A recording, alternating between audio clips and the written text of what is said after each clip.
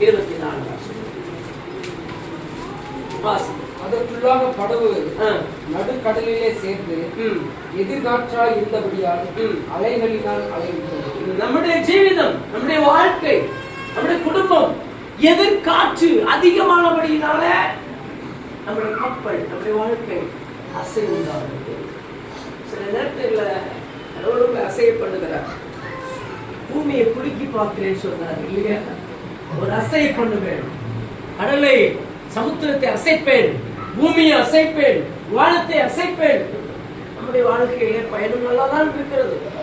பெரும் காற்று, பெரும் பிரச்சனை, பெரும் வியாதி, பெரும் குழப்பங்கள், பெரும் சந்தேகங்கள் வரும் பொழுது நம்முடைய கப்பல் அப்படியே அந்த காற்றினாலே அசையப்படுகிறது. நெக்ஸ்ட் அடுத்து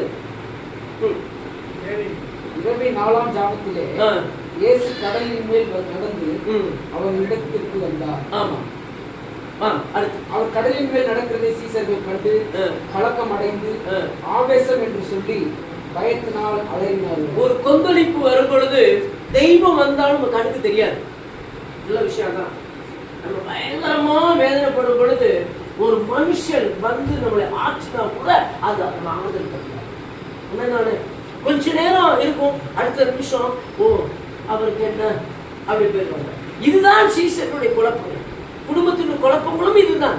இயேசு வந்திருந்தும் கூட, இயேசு நடந்திருந்தும் கூட அவங்களுக்கு தோன்ற விஷயம் ஆல்ரெடி குழப்பமா இருந்ததுனால, ஆல்ரெடி குழம்பி இருந்ததுனால, கொந்தளிப்பா வாழ்க்கை இருந்ததுனால இப்ப இயேசு நடந்து வரும் பொழுது அதிகமான பயத்தை உண்டாக்கி அவர்கள் பேய் என்று பயந்தார்கள். அடுத்த வரி வாசி.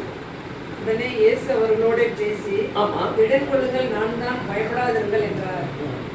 எப்ப தைரியமா இருங்க, நான் தான் உன் கொந்தளிப்பை அமர்த்துகிற நான் தான், உன் குழப்பத்தை அமர்த்துகிற நான் தான். நீ குழப்பிக் கொண்டிருக்க அந்த குழப்பத்தை மாற்றுவது நான் தான், உன் சந்தேகத்தை மாற்றுவதற்கு நான் தான், உன்னை அமைதியான வழியிலே கொண்டு போறதுக்கு நான் தான் சொன்னார். ஆனா நமக்கு எல்லாரும் சந்தேகம் வருது, அதிகமான சந்தேகம்.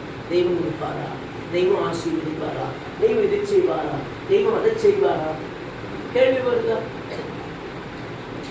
எனக்கெல்லாம் பக்கா கான்ஃபிடென்ட் இருக்கு ஜாய் விஷயத்துல.